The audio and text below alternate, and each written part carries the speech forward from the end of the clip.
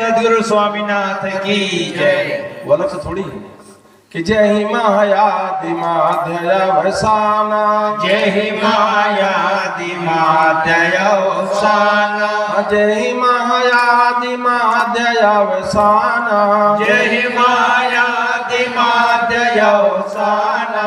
प्रभु प्रतिपाद्य राम भगवान, प्रभु प्रतिपाद्य राम भगवान।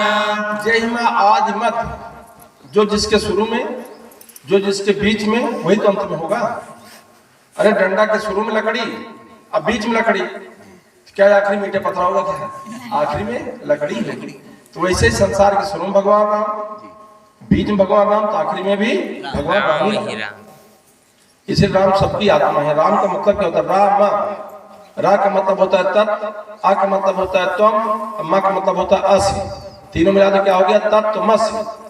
तत् माने हो जाता है ईश्वर, त्वम माने होता है तुम, अस माने हो, अर्थात तो ईश्वर कोई दूसरा नहीं हुआ, ईश्वर तुम ही। बोलिए मुक्तेश्वर भगवान की जय। इसलिए राम को सबकी आत्मा कहा गया ना। आत्मा का मतलब आत्मा वाले द्रष्टव्य श्रोतव्य निधिध्यासनी, आत्मा का दर्शन करना चाहिए। आत्मा का दर्शन करना चाहिए। दर्शन करने के लिए क्या है? श्रवण, मनन, निधिध्यासन, अर्थात खाओ, चबाओ और पचाओ। श्रवण का मतलब किसी भी वाक्य के अर्थ में जो मन की एकाग्रता होती भैया योगेश, उसी को श्रवण करते हैं। जैसे हम लोग कहते रहते, कोई बात करते रहते, सामने वाला क्या कहता है, कह रहे क्या कह रहे हो आप? कहने का अर्थ मैं जान गया, कहने का अर्थ मैं जान गया, श्रवण हो गया। मनन, किसी भी वाक्य के भाव में जो मन की एकाग्रता होती है उसी का नाम मनन है। लोग बात करते रहते, कहते नहीं, ठीक है भैया आप जो कह रहे हो, आप कहने का भाव मैं जान गया। निधिध्यासन, किसी भी वाक्य के लक्ष्य में जो मन की एकाग्रता होती है उसी को निधिध्यासन कहते हैं। बातों बात में लोग कहते हैं आप क्या कहना चाहते हो? आप कहने का लक्ष्य में जान गया, अर्थात शब्दार्थ, भावार्थ और लक्ष्यार्थ। शब्दार्थ, भावार्थ और लक्ष्यार्थ।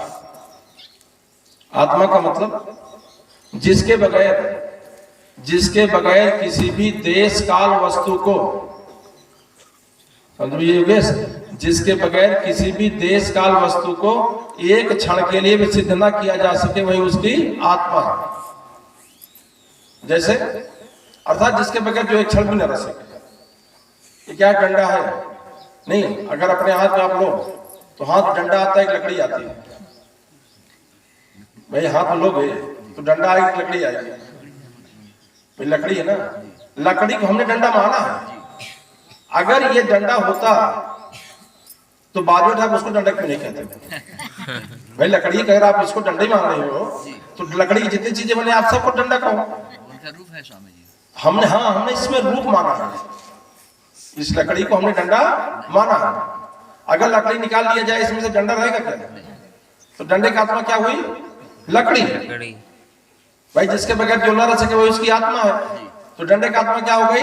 लकड़ी। तो परमात्मा कौन है? भैया आत्मा परमात्मा सब कहते नहीं, जानना चाहिए।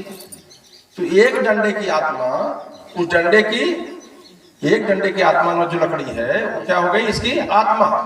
और समस्त लकड़ी के जो सामान है, जैसे बाजवट है, दरवाजा है, कुर्सी है, मेज है, उन सबके भीतर जो लकड़ी समाई हुई है वही सबका परमात्मा। बोलिए सद्गुरु स्वामीनाथ की जय। ये क्या है? अंगूठी ना, अंगूठी अपने हाथ में लो तो हाथ में अंगूठी आती, सोना आती नहीं, लेकिन हमने इसको अंगूठी माना है। अगर अंगूठी में से सोना निकाल लिया जाए तो अंगूठी रहेगा? अंगूठी का आत्मा क्या हुई? सोना। तो एक अंगूठी की आत्मा सोना हो गई, एक अंगूठी की आत्मा सोना हो गई। और समस्त आभूषणों में, जो कान का है, झुमका, जो नाक का है, नथिया, हार, जो इन सब में सोना समाया हुआ है, वो समस्त आभूषणों का परमात्मा है। एक आदमी के भीतर जिससे पूछो तुम कौन हो, तो क्या कहते हैं? मैं हूं। एक शरीर के भीतर अपने आप को मैं नाम से संबोधित करने वाला, उस शरीर की आत्मा। और जितने पंडाल में यहाँ बैठे हुए हैं सबसे पूछा जाए कि आप सब कौन हो, तो तो एक साथ सबके भीतर से आवाज आती है कि मैं हूं। तो अनेक रूपों में दिखने के बावजूद जो सबके भीतर अपने आप को एक रूप में प्रकट करता है वही सबका परमात्मा है। बोलिए सदगुरु स्वामीनाथ की जय।